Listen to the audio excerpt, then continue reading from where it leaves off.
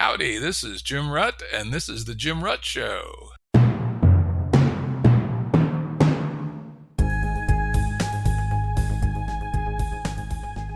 This is a Currents episode. Currents are shorter and less heavily produced than our full-length episodes and generally focus on a single topic.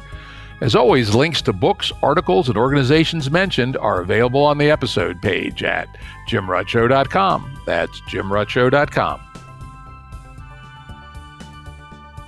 Today's guest is Michael Nielsen, a scientist who has worked on quantum computing, AI, and more. You can learn more about his varied interests at michaelnotebook.com. Welcome, Michael. Hi, Jim. Yeah, it's good to have you here today. But today, we're not going to talk about quantum computing nor AI, but rather one of Michael's other interests, meta-science. If you are interested in quantum computing and our quantum universe, I had a great chat with Seth Lloyd back a ways on EP 79. Feel free to check it out. I'm using as a starting point for our conversation today Michael's recent essay/short book with co-author Kanjun Qiu. Is that how you pronounce that? Kanjun Qiu.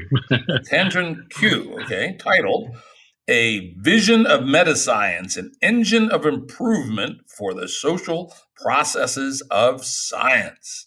So with that out of the way, let's just hop in. So what is metascience? It's a little bit up for grabs at this point, Jim. I mean, it's not quite a field. It's more of a proto-field than anything else. So I guess you get to define it. And the part of the point of the essay for us anyway was just figuring out what we thought the opportunity was. Basically, really, I mean, it's in the subtitle you read, thinking of it as an engine of improvement for science, sort of a way of figuring out what institutions, what social processes might work best to support discovery. It's kind of the short version.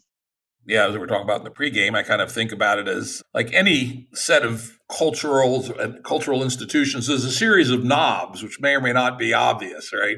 And how do you set the knobs? How do you invent new knobs, et cetera? And it's funny that while there's been philosophy of science for quite a while, which has had some impact on science, the idea of metascience, studying science as an engine, as a process, is not really something that there's been a whole lot of, which is kind of surprising considering the stakes.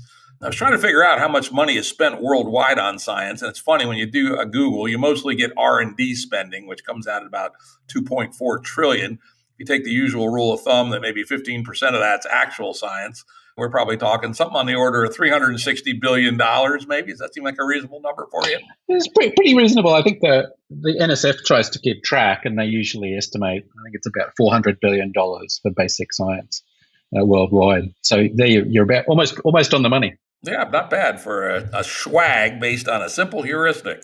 And so we're talking about big stakes here. I mean, that's, something on the order of more than half the U.S. defense budget.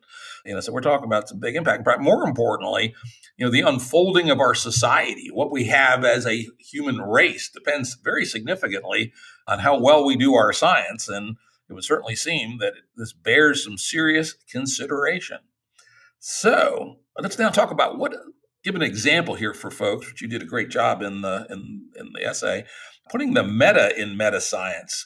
You talked about, and there's a very vivid example I found from Nick Szabo. How is he, Satoshi? I don't know. It could be.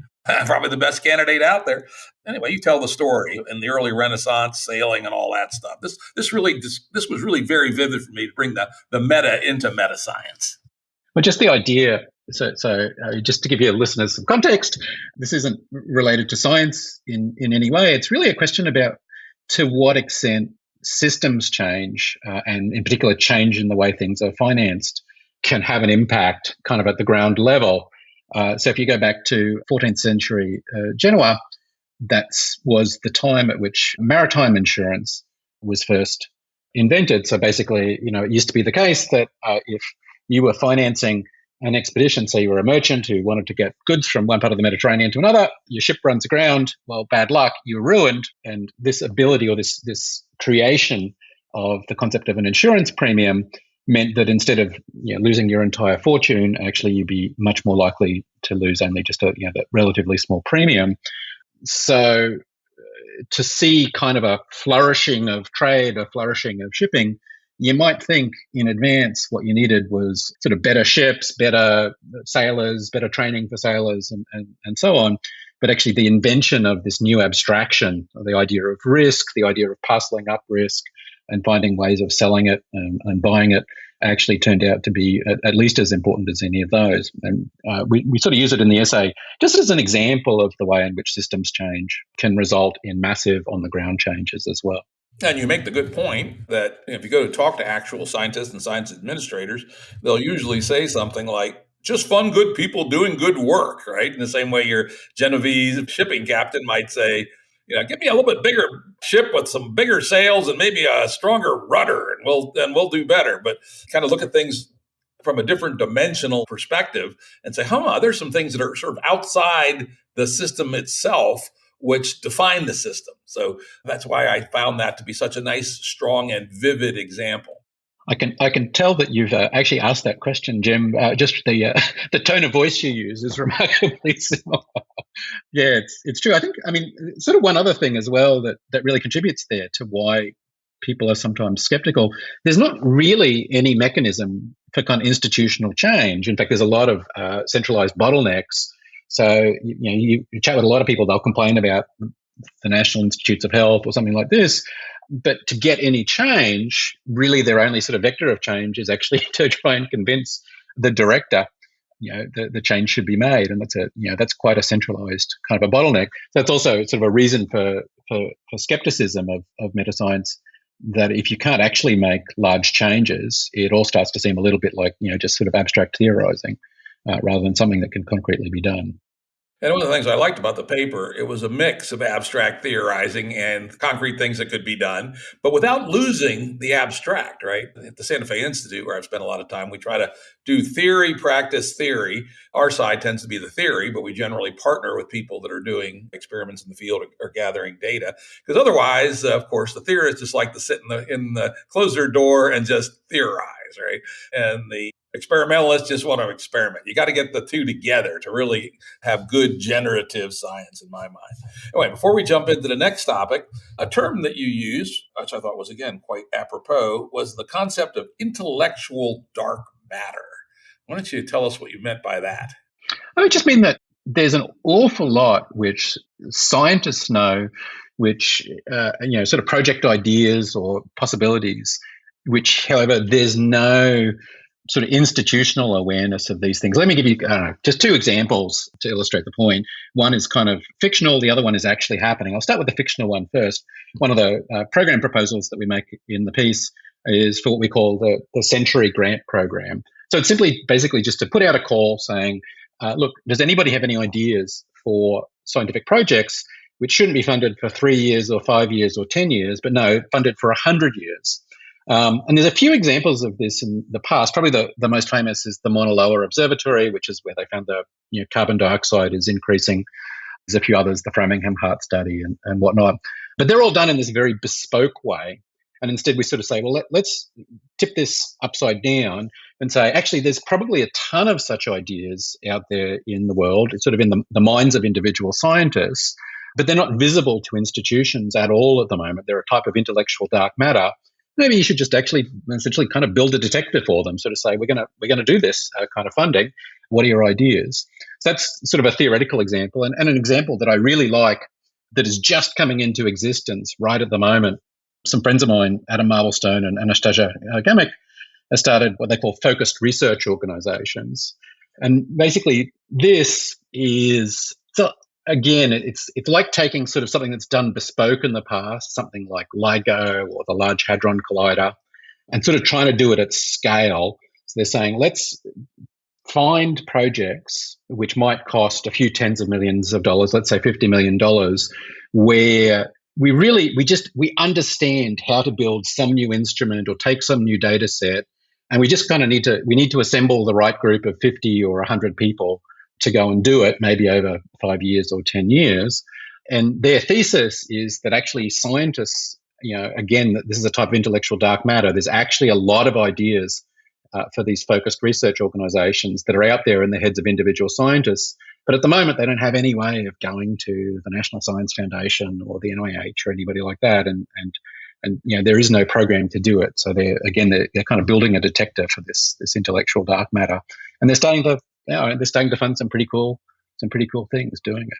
Yeah, that's interesting. Interesting you mentioned that, because one of my own critiques of particularly academic science is it's built around the scope of a principal investigator plus some graduate students who turn over every 4, 5, 6 years.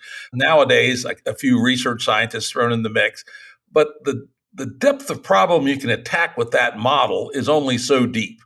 And you run into other alternative models. For instance, spent a fair bit of time at the MIT Brain and Cognitive Science Department, where I'm on the visiting committee, which is kind of a governance board for it. So I know what they do pretty deeply. Last time I was up there, I went over and talked to the Broad Institute, which is across the street. And they do something quite differently. They have 6 projects targeted on big problems. They've funded each one with about $100 million. And the teams are about 70% professional research scientists.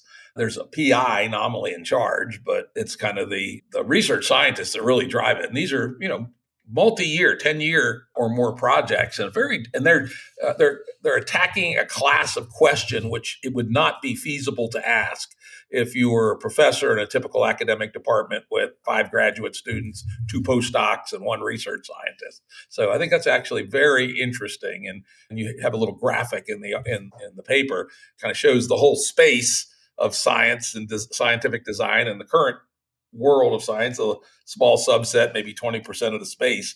And I think things like that are very, very apropos. The other thing that's worth talking about is how ad hoc and frozen accidental a lot of our institutional structure is, right? Think about the invention of the scientific journal, right? Some guys writing to each other back in Europe in the late 17th century. And one of my favorites, or let's say least favorite, but a frozen accident that's become scarily prominent, is the silly thing called the H index.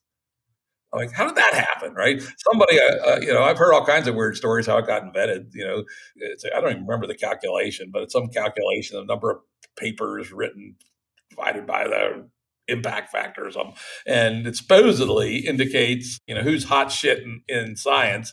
And it's actually a pretty damn arbitrary figure. And you could even argue that it's for certain kinds of things that you're looking for, it may actually be an anti-indicator. But somehow it's now become this thing that in many disciplines, very prominent on people's CVs. My H factor is 4.3. Whoa, aren't I cool, right? Yep, you've certainly talked to some people about this. They do. I mean, what's one thing that's scary is actually how much scientists will know about each other's H indices as well. Yeah, absolutely, not just their own. Yeah, absolutely, and it's it's a measure with absolutely no theoretical justification, right? It's completely ad hoc. It's not entirely worthless. Or put it this way, there's some signal there, but signal of what? I don't think anybody actually knows. It's quite interesting. And of course, the other one that was a frozen accident is the totally changed, actually, the organization of the field of science, was the invention of impact factors by Eugene Garfield and friends at ISI. In fact, I had know a fair bit about them because, oddly enough, when I was the CTO of Thomson Reuters, one of our companies was Web of Science. And I never did get to meet Garfield, even though he was still alive in those days. He came and visited occasionally, but I did work with the business leaders of that business a fair bit and got to understand it. And what a racket that turned into, right? And again, if Eugene Garfield hadn't invented this method of calculating impact factors, he and some other folks, the worship of the impact factor would not have completely changed how science is structured. It's funny too, because Garfield himself had quite mixed feelings about that stuff. He wrote several papers where he basically talks about sort of the limits of citation analysis and the limits of ideas like impact factor. But once it was created, it was a little bit of a sort of a beast that he couldn't control. I heard the CEO of it was Springer Verlag at the time sort of say on stage once how wonderful it was that journals just had this sort of automatic quality branding that they could use to sell, and what an advantage this was from sort of a sales pitch point of view. And of course, he was talking about impact factor, which is sort of go to your librarians and say, well, this has such and such an impact factor, so therefore it should be in your budget. So it doesn't make a lot of sense. Yeah, and there's also the old, I think it was the Campbell's Law, one of these guys' laws that, once something becomes a measure that people Yeah. behave upon, the measure is no longer much good. Probably whatever it was Garfield found is different than what those factors mean today. Yeah. Quite interesting. But again, I think the bigger point, the meta point, is that our scientific operating system is a whole series of frozen accidents, essentially, that wasn't thought through, wasn't optimized. And you gave a nice little funny story early in the paper about, imagine some aliens came down and looked at how we did science. Would they say everything that we did was exactly right? And of course, the obvious answer was, hell no. And so one could argue that metascience is at least an attempt, and of course it won't get it right either, but at least an attempt to back off a little bit and say, all right, how can we tweak the system? What things are counterproductive or useless or both? What things are productive but could be made better, et cetera. And there's a really, really funny thing about you talk about sort of the way stuff gets frozen, and you read sort of the early history of NSF, NIH, DARPA, all these organizations. There's so much that was just kind of made up on the fly, sort of often with the idea of we'll fix it later. But then there's no mechanism for change within a lot of these organizations. So in fact, it becomes impossible to fix later. I don't know, how is the NIH going to fix its panel system? They have whatever it is, 180 different areas or something now. They sort of need to get this enormous amount of buy-in from some incredible number of people before they could do it.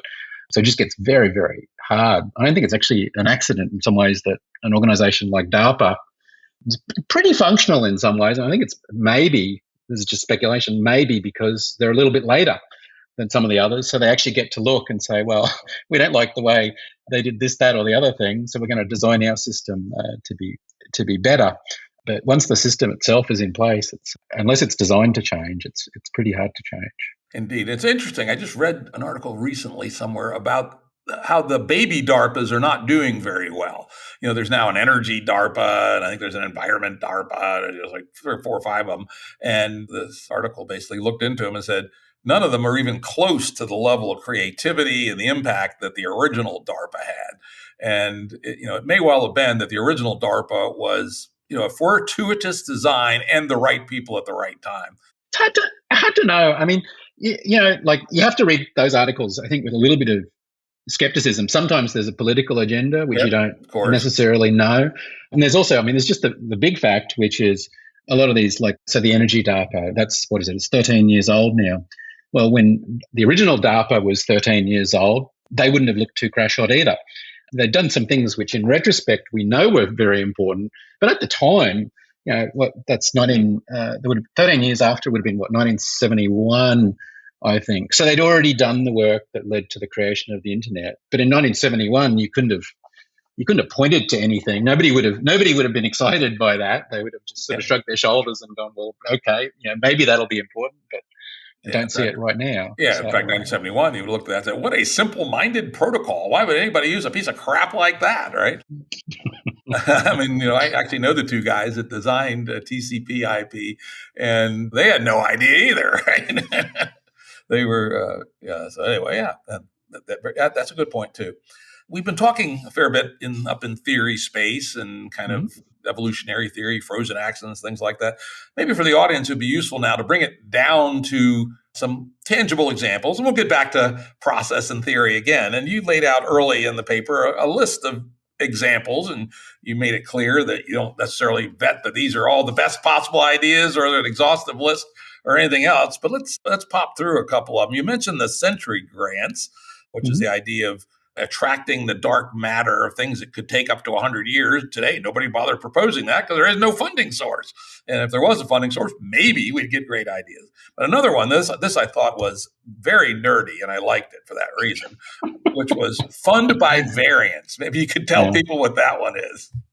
Actually, it for me anyway, it comes out of conversations with venture capitalist friends. One VC friend in particular commented to me that unless at least one of the partners at his firm strongly opposes a bet, they won't invest. And the reasoning was pretty good, which is his reasoning was that in venture, you make all your money, it's not enough to be right. Everybody else needs to be wrong. And as he explained, sort of the best evidence that other people are going to be wrong is if somebody who he thinks is very smart and respects strongly disagrees with the investment. There's something to that in science as well. Certainly a lot of the most important discoveries were, particularly early on, very controversial, or else in some cases just completely illegible. Things like, I don't know, actually the meteor impact theory of the dinosaur extinction. Even 5 years after the paper had been published, most paleontologists still thought this was wrong. There's this great New York Times article where they actually went off and polled a whole bunch of the paleontology community, and they also, a lot of them thought the meteor impact theory was crazy. And there's many, many examples like this where often good ideas are just very polarizing, and rather than trying to get sort of consensus that this is a great idea, sometimes you want a few people to say, I absolutely love this idea, and maybe a few other people say, I absolutely hate this idea, rather than having a bunch of people say, yeah, this is a pretty good idea, which is, I think, the more common situation in the consensus-based model we have at the moment.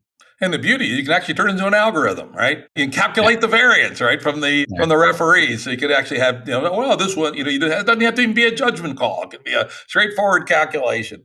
Another one I thought was very clever, and you presented it in a good punchy fashion, was failure audits. Everybody claims they do high risk audit, and then you quoted some, I forget which agency, we do high risk science. European Research Council. It's like 93% of our stuff works. Well, guess what, dudes, right? So talk to us about failure audits and firing program managers who don't fail enough. The thing you pointed out, this just terror. What about the European Research Council?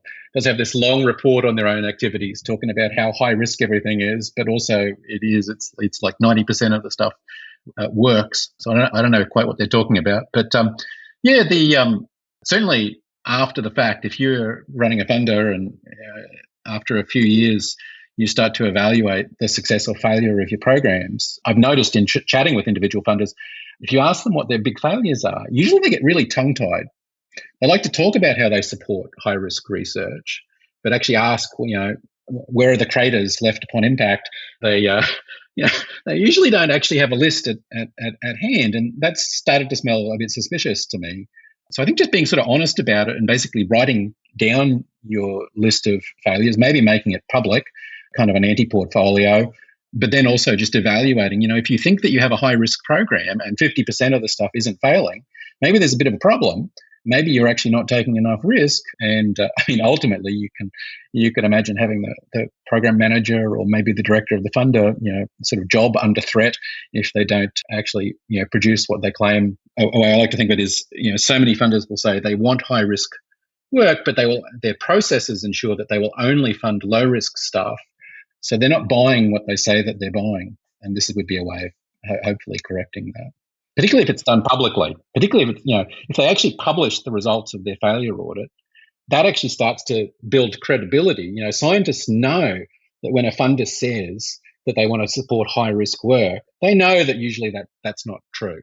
And so, of course, they're very cautious about, why waste your time submitting a genuinely high risk proposal when you don't expect it to be actually funded?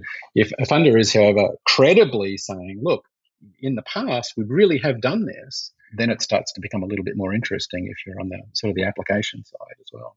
Let me add one improvement to your proposal there, which is that, of course, being humans, gaming the system, if that were the rule, they're going to intentionally fund a certain number of bozo projects of incompetent buffoons. So add make it an actual failure audit.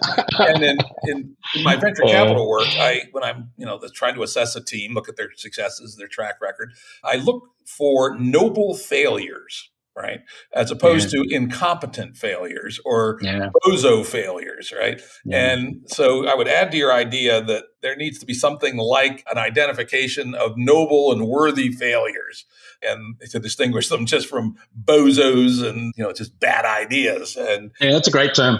That's a great term. I think it's a really good one. And then the last, we'll go on to, there's some other ones in your list, but one that I personally feel very strongly about is you propose an open source initiative. And we talked about the the institutional lack of depth in the classic PI plus a few graduate students and a postdoc or two. And it really shows in the software they create. In fact, I have a term for it, which is graduate student wear.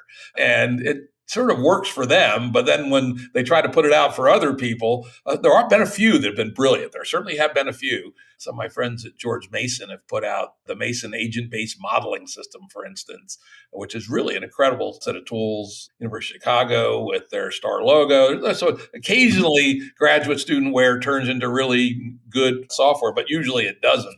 And the idea of putting more money into professionalizing scientific software, which is the way I read Open Source Institute, strikes me as a great idea. Maybe you can say a little bit more about that. Yeah, it's partially putting more money into it. There's a few different initiatives which are putting more money into it, but there's still not, the basic kind of unit of work is still the paper, even for the people doing that. And you can just imagine sort of switching, to an economy where the basic unit of work is in fact the software package. And that would change a lot of things. You think about the way certain art institutes, they're not about, you don't get a job at those art institutes by showing the 50 wonderful high impact papers you wrote.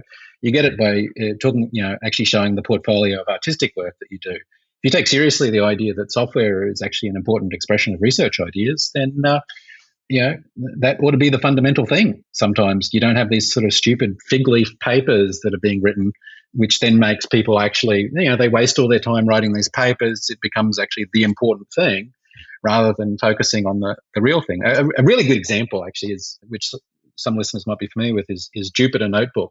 Yeah. Which is this incredibly important piece of software now.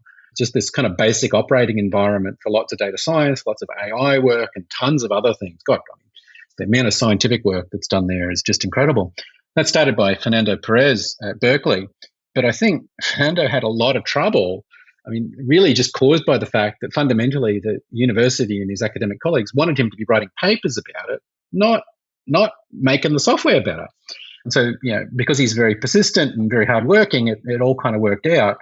But I don't know, that's bad news, that you want the thing itself, Jupyter, to be, the quality of that to actually be the object of evaluation. So the proposal for the Open Source Institute is really just to start to set up a research institute or research institutes where the basic unit of evaluation is software. It's not the paper. And I'd suggest that an additional boost that will come from that is it will draw people, different kinds of people in. It'll bring in really good software engineers who also are interested and passionate about scientists, but actually aren't research science type people. And such people exist. I know for sure that they exist.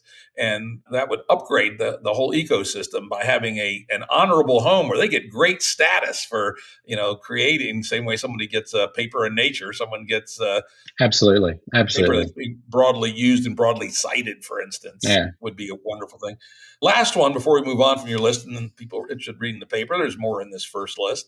And this is one that I hadn't thought of, but I thought was really interesting, is At the Bench Fellowships. Tell us about that. Actually, it's just James Phillips pointed this out to me, that at the the Laboratory for Molecular Bioscience, which is this incredibly famous molecular biology place in Cambridge, they most work, certainly in most American universities, is done by grad students. The sort of old joke is that PIs are often machines for turning coffee into grant applications. They're not actually doing the work. And if the work is very simple and doesn't require a lot of training, that maybe makes sense. But if there's a lot of returns to increased expertise, then actually you sometimes want the people who've been doing it for 20 years to actually be at the bench. And so we just propose, essentially a fellowship to support senior scientists who want to go back and just do their own thing, maybe in collaboration with 2 or 3 other people, which was the Bell Labs model. It's the LMB model. And there's a couple of other famous places where that was true. Somebody like Sidney Brenner, classic at the LMB, did his Nobel Prize winning work with 2 or 3 other people, rather than running a lab with 30 grad students where he didn't really know the details of anything that was going on. And I think that kind of deep expertise, it just enables you to do things that are impossible in any other way. Yeah, and I was lucky enough to tour Bell Labs, and it's still glory days. And it was amazing. These really famous guys actually did work. What a concept, right? Yeah, yeah, for sure. Yeah. And the other place where that still does exist is in some of the business labs. For instance, Microsoft Research very much works that way. Small teams of people working for sometimes years on really important projects, and so it does exist, but not much in academia. And it would be great to be able to bring that back. Actually, a place where it does in academia, which is I think really interesting, is mathematics. Not everywhere in mathematics, but a lot of mathematicians, they still spend 30, 50, sometimes 80 hours a week actually just doing the work. And I think mathematics is in really great shape, partially as a result of that. But the top mathematicians just are astoundingly good. Sit there, make new proofs, right? I know very little about the academic side of mathematics. That does make sense. Now let's move back to kind of the conceptual. One of the things that you guys talk about is a way of thinking about science funders as detectors and predictors. Talk about that model a little bit. I really wanted to provide sort of an abstract way of thinking about what funders do, partially just to stimulate people to think of other ideas. And so, I mean, all we're saying, it's kind of the obvious point, that what you're doing as a funder, as really as any kind of institution, is you're trying to build a detector. So you find signals of promise out there somewhere in the world, in the scientific community or outside the scientific community, which you then try and amplify. But you're making predictions fundamentally about the future. You can't know sort of in advance how things are going to come out. If you did, it's not really research. But there are many different inference methods that you can use potentially, and just wanted to draw attention. I mean, mentioned that very simple example before, moving from kind of a consensus-based model of funding to a variance-based model. But there's a lot of other ways you could do that. You could start to package up multiple different grants where, in fact, maybe you require something like they're actually working sort of on opposite hypotheses. So you're using one to de-risk the other, or that sort of the whole package to do some kind of de-risking. So that's another kind of change in inference method. And there's a lot of ways one can potentially do that kind of thing. So just wanted to draw a little bit of attention to sort of those two variables, so to speak. I mean, knobs in your previous way of thinking, they're sort of not knobs that can be turned, or dials that can be turned in slightly different ways, rather than just using kind of the existing system, which is basically it's consensus-based peer review. Pretty much everybody does. And you gave some, again, to try to bring it back to the tangible for our audience. They sometimes get a little tired of our pin-headed yammering about theory. You gave some good examples. The one I really liked was on the detector side. This would really force people to turn their detector sensors up to full blast, is the idea of endowed professorships by 25. When I moved from business to science governance, one of the things that struck me was how long it takes these days for people to get established in their career. But to become a tenured professor now, really hard to do it much earlier than 41 or 42, right? Holy goly.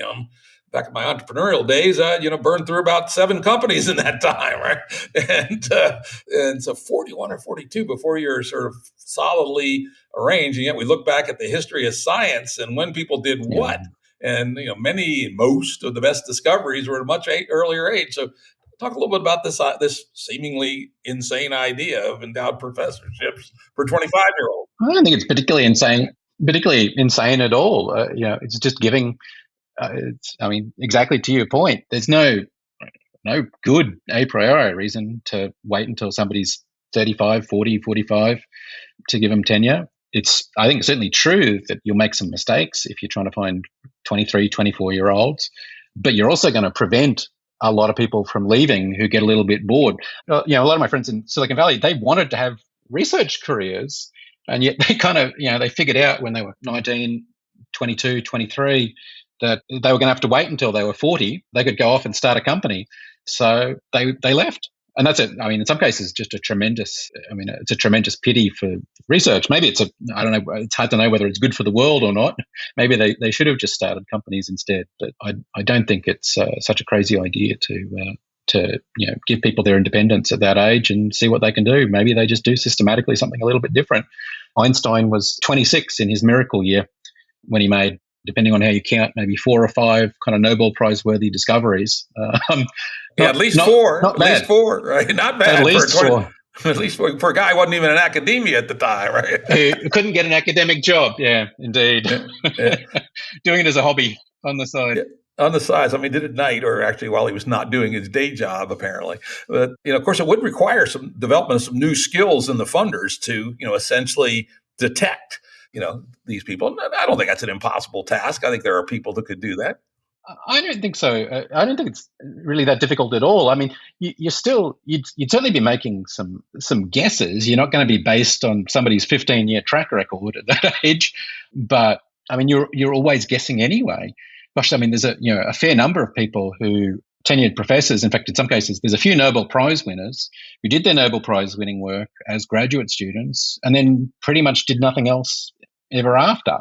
And of course, they got the tenured job because everybody knew that they'd done this amazing thing. But past results are not a guarantee of future performance, as they say. So I'd certainly like to see the experiment done. In fact, it has been done a little bit, but never fully that sort of tenure by 25 model. Yeah, I think it's a very interesting one. Now, on the predictor type activities, this was again. This is something that was a completely fresh idea to me. I hadn't never actually even focused on the fact that it's a real thing, but it obviously is. And that's what you call the illicit the secret thesis. Tell us about Yeah. that. That's really clever. I mean, this is, I don't think it's happened to me, but I've heard a number of scientists complain, sometimes literally directly to the funder, that they don't want to tell them about their project, or they don't want to tell them, they know something special that they don't necessarily want to disclose, because it's going to, if it's disclosed in the grant application, it will be known then by the competitor who does the review.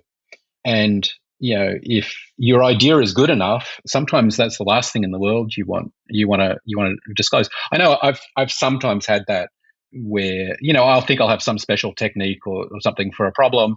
You're sort of a little bit cagey in the grant application.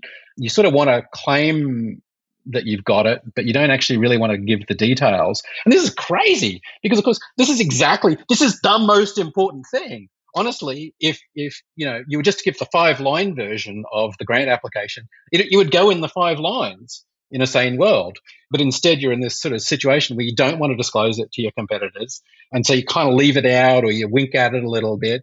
And so we make this proposal that says, look, there should be sort of a short extra box on the some grant applications where you can just disclose any extra information that you certainly don't want to be shared with referees or whatnot, but which the program manager can, at their discretion, decide actually to include in the evaluation. Now, sometimes people are just going to say, "Oh, there's nothing," but other times I expect it would actually be the decisive.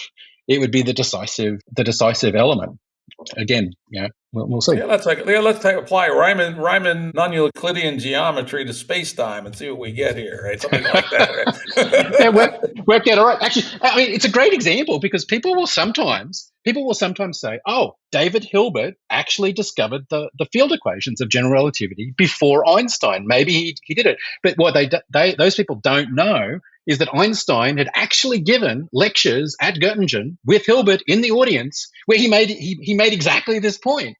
And it's actually it's funny you say it. It's actually an example where Hilbert leaned quite heavily on having learned the secret thesis in advance. Anyway, yeah, that's very, very cool. It's a good example, right? Why this would be a good institutional improvement. Now, as you're moving on into the paper, you talk about metascience as an imaginative design practice. Talk about that a little bit, and then the kind of people you think might be good at it and who might not be good at it. Yeah, I mean, I gave this at your request this example of the invention of insurance back in Genoa in the 14th century, and that didn't rely on making better ships or better sailors or any of these kinds of things, or better judgments about what expeditions to do. Instead, you introduced this new kind of abstraction. There was, the idea of risk, the idea of insurance. All these things were kind of extra things in the world. So that's kind of that's an act of imagination to come up with those kinds of ideas. And something like I mean, in a very modest way, something like the anti-portfolio or the Century Grant Program or things like this, you're introducing new abstractions or intellectual dark matter, which hopefully can be used to drive systemic changes in what kind of work is being done. So we're just pointing out that really, it is an imaginative thing. You need to invent these new abstractions. Fundamentally, it's not just something where it's going to be kind of handed to you on a platter. I should say I don't think that those ideas are necessarily quite as imaginative as maritime insurance must have been in its day, but that's the kind of thing that we're trying to gesture at. That it's not just. I don't know. The reason we point this out and sort of make a big deal out of it is because I think it's not the way that scientists tend to think about the world. They're much more interested typically, I say as a former theoretical physicist, they're much more interested typically in sort of taking extant phenomena and trying to get to the bottom of them, maybe pushing things a little bit, like questions like what happens if you increase the pressure or the temperature or you drop the temperature. Those kinds of questions are very interesting. But the idea of trying to create entirely new sort of abstractions, design abstractions, is not something that you necessarily get a whole lot of training in. It's more the kind of thing which programmers do. It's certainly the kind of thing which designers do. And we think that that's what ultimately sort of a lot of meta scientists will do. They'll be the kind of person that thinks up clever new ways of using insurance or things like that. It's a very long answer, but it's hard to. Well, it's a good answer, an important answer. And particularly, you pointed out, hey, people that drive cars don't necessarily know how to design cars, right? So that's exactly right. Yeah. And I took that. I stopped and paused for a minute when I read that part of the paper. I said, I wonder who might be good at it. And I came up with this very provisional answer, which is if one were to create a new discipline of meta science, perhaps its home ought to be in the business school. I think it's pretty close to what a lot of finance people do. Like, there's certainly people thinking about how, to find new signals of promise and then how to, find good sort of, ways of making doing predictive reasoning. And they invent new instruments all the time. So they're designing these new abstractions. So I think it's pretty close to what finance professionals do in some ways, at least. Yeah, not just finance. Also think business administration. They think of institutions and structures and signaling and information flows and decision making. My alma mater is actually the Sloan School of Business at MIT, and it was a pretty hard-nosed place. Yeah, and I could imagine. It's a bit of a stretch. It would require some creative, new, generative thinking. Actually, I can imagine a meta science department there. It's funny, actually, that you say that. I mean, one of the people, well, actually several of the people I most admire, particularly Pierre Azoulay, who you mentioned later on, that's where he is, exactly there. Interesting. Yes. Just the thoughts that we toss out there. All right, let's move on to the next part of your paper. Part 2, the decentralized improvement of the social process of science. Bottlenecks inhibiting decentralized improvement. Talk a little bit about some of these barriers that are out there. If you ever, want to take up a new job, Jim, I think you should maybe, go into audiobook reading or something like that. You have a nice sonorous tone. Yeah, this is just the point that existing institutions they're not designed to change. It's very much the situation of, you sort of think about Blockbuster Video. They didn't turn into Netflix, and there was no institutional way by which they could change in that kind of way. Certainly if people inside Blockbuster had been interested in doing that kind of thing, I don't think their performance reviews would have been too good. So, we sort of run down. I won't try and give you a list of sort of all the bottlenecks, but this basic point that a huge amount of change is just bottlenecked through these enormous centralized institutions. You have 3 or 4 funders responsible for a massive fraction of all of the funding. I mean, the NIH alone is almost half of the funding for basic science in North America. How do they change? Well, you can't convince the director to make the changes, or they only have very limited bandwidth. Maybe they can make 1 or 2 big changes a year. I think that's actually probably not even possible, but it's a heck of a bottleneck. I don't know. I'm kind of getting a bit lost here, to be honest. Yeah, it seems like that those are certainly true, and you talk about that there have been experiments at smaller scales or institutions that are quite different. Even our own Santa Fe Institute is quite different, right? We kind of pride ourselves on think different, as Steve Jobs might have said, and we've been fairly successful, but we're tiny. You're like, 12 full-time faculty people. Maybe the secret is, why we call it meta science at the top. Maybe a dictate from the Congress that 10% of funding will be used to start new funders, right? Startup funders. You talk about that a little bit, the idea of startup funders. Yeah, I mean, that actually not just startup funders, but also funders with a sunset clause where, sort of they're forcibly retired. If you want to get new institutional ideas, maybe turning things over occasionally is a good idea. So you don't just sort of have the same old happening year after year, or you're not stuck with the existing institutional processes. I don't know. There's a lot in your question. It's pretty hard to get a through line on it. Yeah. Let's see what else can we go with on that. One of the things you talked about is, again, some of the other, the frozen accidents, the Shanghai Rankings, for instance. Yeah. So essentially Zippo in the way of turnover. They make the Soviet Union parliament look dynamic in comparison. Yeah, this is just a funny thing. I guess I just happened to notice a few years ago, which was there's a few sort of world rankings of research universities. The oldest is the Shanghai Rankings, the oldest I know of anyway. And if you look at the top 10 in that rankings, they basically haven't changed since they started, since 2003. I think there's been one organization has moved out of the top 10, being replaced by another. But otherwise, there's just been this tiny little bits of shuffling around in the top 10. And when I tell this to scientists, they will say, well, of course you would expect, Harvard is going to stay in there all the time. That's where all the best people are. And it's kind of taking for granted the idea that the best people would never, ever move. Now, maybe in an academic context, I mean, that seems to be true. There is this incredible stasis. But of course, in lots of other parts of the world, things are very dynamic and they move around a lot. I just, for comparison, looked at the largest companies in the NASDAQ. Of course, the NASDAQ in 2003 and the NASDAQ in 2022 look, they're not completely different, but there's a lot of difference. Facebook, which is one of the top 10 companies now, didn't exist in 2003. And a bunch of the other companies, which are now top 10 companies, were certainly a lot smaller then, and in some cases weren't public yet. So that's a sort of a situation where you've got this tremendous dynamism and things winking in and out.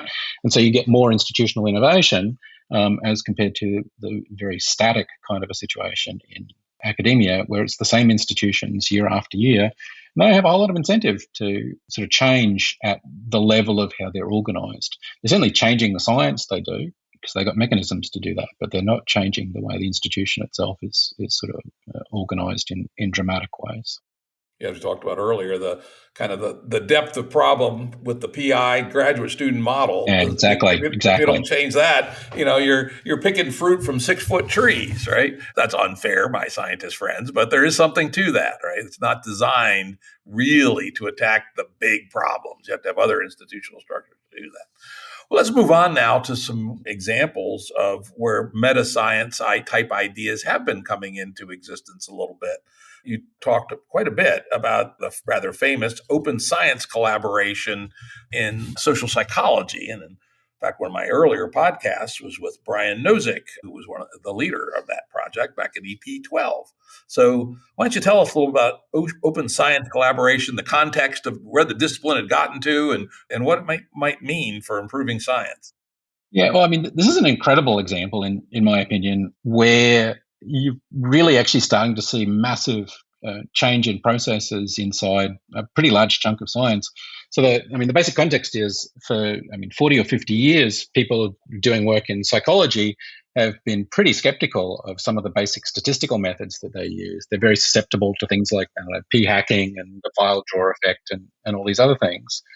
And this has been known for a very, very long time. But it's pretty hard to change institutions to do anything about it. And so what the Centre for Open Science has figured out, I think very cleverly, a way of getting some effective institutional change. How that happens is a long story, but that's kind of the top level thing is they found a way of doing it. And they found a way of doing it, very importantly from my point of view, as an outsider. They didn't need to actually be running all of the institutions. They didn't need to get everybody's consensus in advance. In fact, it was rather unpopular with a lot of people in advance, but they were able to get the changes really rolling anyway. So it's kind of an example of decentralized change. Yeah, and it was quite interesting. Brian was a tenured professor at UVA in one of the very top psychology departments in the country, and he couldn't get it to happen at UVA. I think he probably would have liked to have, less personal risk, and he ended up taking quite a considerable risk and jumping out into the void and setting up the Center for the Open Science as an independent organization. And as you point out, he might have, maybe in retrospect, that was a good thing because it was not popular amongst his colleagues, at least a lot of them initially. Quite interesting. No, he's gotten called, was it a methodological terrorist I think in the New York Times. Well, sometimes you got to do what you got to do, right? One of the things that they have created, which I find very interesting, and it's starting to spread more and more journals every year, is the idea of pre-registration. I think that's, it seems like a little subtle thing, but it's really quite profound. Maybe you could tell our audience what pre-registration is and how it differs and how it undermines some of the flaws that you talk about, like p-hacking and desk drawer outcomes, et cetera. So, I mean, it does sound like kind of a very simple, obvious thing. You describe what experiment you're going to do in advance and what analysis you're going to do in advance, and in particular, what questions you're trying to answer in advance. You register that on a website. You actually potentially, with registered reports, can get that refereed by a journal who decide, without seeing your results, whether or not the paper is going to be published. And then you go off and you actually take the data. That sounds crazy. In fact, it sounds completely unimportant. Like, why would you do this? And of course, the reason why is it prevents people from sort of futzing around too much with the data. So, you take data intending to answer one question, turns out you get a completely boring answer. It's not the thing you wanted. So instead you run 67 different analyses trying to answer different questions. And lo and behold, you discover some completely different kind of effect inside the data, and you publish that. Now, the problem with doing that, of course, is that if you try enough different analyses, you will find something. But mostly what you'll actually find is just sort of coincidental effects inside. Yeah, spurious correlations, as we like to say. Spurious correlations. So what is it? There's a correlation, I think, between unemployment in Greece and the rise of Facebook.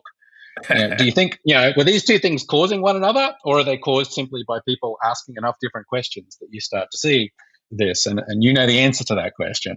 And that's, by doing this kind of pre-registration, you rule out the possibility of doing that kind of data dredging after the fact, and they've done a great job of actually getting quite a few people to adopt this practice, and importantly, quite a few journals to adopt this practice. Yeah, that's to my mind, the real secret. If you get the journals to agree to commit to publish the result, of course, that means they also have to agree to publish negative findings, which is quite rare in the journal space. That's right. Yeah, and then what you really want ultimately, of course, is for your peers to actually take it much more seriously if it's been done that way. So not just to sort of pay a lot of attention and give tenure to people who've obtained sort of sexy results using pretty low quality methodology, but actually to people who've done the really looked for the really high quality evidence. And that's also starting to happen. Actually, one of the things, when I first heard about this, I thought, it's not that important. And one of the things that changed my mind about it was starting to hear, talking to individual psychologists and individual neuroscientists, actually, who would say things like, I don't believe my own papers before 2016. And that's a shocking statement. They're sort of discounting a large fraction of their prior professional work. And it was just because they'd written those papers in good faith. They thought they were doing the outstanding scientific work. And now they don't believe sort of the statistical methods that they were using. And that was pretty shocking to me. And it starts to, I think, point at the cultural shift that's happening there. Yeah, and it is interesting and quite profound. When I read that quote, I go, whoa, that's a sign of a real cognitive change, a change in how people are framing their whole careers, which really doesn't happen too often. Who was it that said, was it one of the 19th century German guys, science progresses one funeral at a time, right? Planck. Planck, that's right. It was Planck, right? Yeah. But when you don't have to wait for that, that's a sign that you've really done something important. Another thing that you guys mentioned, I know Center for Open Science has been working on this as well, is to strongly encourage people to publish their data and methods.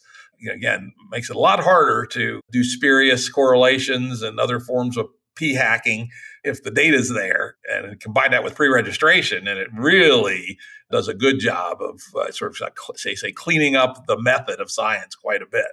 Yeah, actually, I know. I don't know. It's always a little terrifying to publish your data or code. It is funny the I don't know the final few hours before hitting essentially send. I know I personally find it a little bit of panic. It's like, did I up to that point I was sure, but then when you're going to make it available to everybody else, all of a sudden, am I sure? I'm sure. Yeah, exactly. But that's the right kind of pressure to have. It is. I know one thing I always, it makes me kind of nervous is when I publish software to go along with something. And, I am a talented one-man software writer, but I do so by horrible bad practices, no documentation, crazed structures. And I go, anyone that's going to look at this code carefully is going to think I'm a deranged individual. And eventually I just said, I don't care. It works, and they can walk through it. But I would really not want to spend my time prettifying my code just in support of a paper, as an example, but perhaps a perverse pressure that some people at least might feel. So let's move it on to the next. Maybe we'll call this the final one. We're coming up on our time here, pretty close, which is that you take the example of Nozick and Center of Open Science and generalize that to the concept of a meta-science entrepreneur. And you lay out a process by which meta-science entrepreneurs, and basically anyone that wants to practice meta-science, might think about. So maybe talk about the idea of a meta-science entrepreneur, and if you still remember it, the little flowchart diagram that you had in the paper. Sure. I mean, the top level sort of takeaway is, for one thing, there is no name for this. There is no name for what people like Nozick are doing. This idea of trying to create scalable improvements in the social processes of science. So we just felt that this needed a name, and actually it's resonated a surprising amount. I'm not actually fond of the term meta-science entrepreneur, but there definitely needs to be a name for this concept, that kind of person. Partially just, for very banal reasons. You want a community of practice. You want people to be able to meet each other. You want people to be able to mentor each other. Those kinds of things. And then I think if you look at the actual changes which have been wrought in science in the last 20, 30, 50 years, so things like the rise in preprints, the rise in open access, the rise in open data, these changed methods in psychology, which are now spreading to other areas, they've almost always been driven by single individuals or very small groups of people, typically, very often acting outside an academic context, coming in and just working very, very hard to drive change in some way or another. So we just wanted to sort of distill out that and to try and find a few of the key patterns of meta-science entrepreneurship to sort of act as a bit of a template for other people. Yeah, cool. One of the examples you give, which has made, again, a quite substantial impact in some disciplines, less in others, is arXiv. Yeah. Yeah, so that's Paul Ginsberg, who was, I guess, a staff scientist at Los Alamos National Laboratory, who just realized that it'd be pretty good for initially high-energy physicists to be able to publish their preprints to, actually, I think initially it was email, but it quickly moved to the web, which was brand new at the time, 1991, 1992. And he wasn't exactly supported in this endeavor all that well by his peers at the lab at the time. In fact, he got a negative performance review and left, but he's changed science dramatically. Certainly he's changed physics incredibly. That's where you publish your paper first now, once you're done, months in advance of the journal publication or years. And it's spread to a lot of other fields. Again, for the sort of the money invested, I don't know what the budget is now. It's got to be on the order of $1 million a year. They're supporting kind of the key publishing infrastructure for, I don't know what percentage of science, 10% or something like that. It's just an incredible return on the dollar. And it's not just that return, it's also the change in working practices. The fact that it is possible for everybody to see in near real time the advances that other people are making is a really big change. And it's just wrought by a very small group of people. And an interesting kind of after the fact impact is essentially all machine learning and closely related artificial intelligence technology is posted on arXiv, hundreds of papers a day, right? And Yeah. I think one could arguably say that that field would have looked quite different if it had emerged. Let's call it the post-Hinton, 2008, 2009 version of deep learning and AI. The field would have organized itself differently and probably progressed much more slowly if they weren't able to accept arXiv. Does that seem reasonable to you? Seems pretty plausible to me. It's funny. It's like it gives and it takes away. The give is it enables everybody, everything to go much faster. The takeaway is I talk to my machine learning friends, and they're drowning under this tidal wave of papers. They can't even read the abstracts, never mind the papers. Yeah. And what's evolved are curators on Twitter who read all or part of the flow and then pull forth the ones that they think are worthy. And some of the people are pretty good. Carlos Perez is a really, really good. He doesn't spend as much of his time as he used to. It used to seem like his full-time job, reading the flow into arXiv ML and pulling out 4 or 5 a day. And he said, this is worth looking at. Yeah. Actually, there's other people who have built tools on top of it. I know Andre Karpathy has this arXiv Sanity thing, which is partially, he created to deal with. That's a tool. It's kind of an overlay on top of arXiv created to deal with it. But I don't think anybody's fully got it under. Nobody seems all that happy with the way things are at the moment. Hey, so Metascience entrepreneur, come on, somebody step forward. Exactly. Let's add an extra level on top of this. Well, I think we're about up to our time here. Michael Nielsen on Metascience, a really interesting discussion today. And now, where's the name of your website? It was michaelnotebook.com, I think it was, right? That's right. Yep. As a place to learn more about Michael and his work. And oh, by the way, if you're interested in quantum computing, quantum mechanics, and AI, he writes on those topics as well. So thank you, Michael, for a really good show today. Thanks so much, Jim. I really enjoyed this.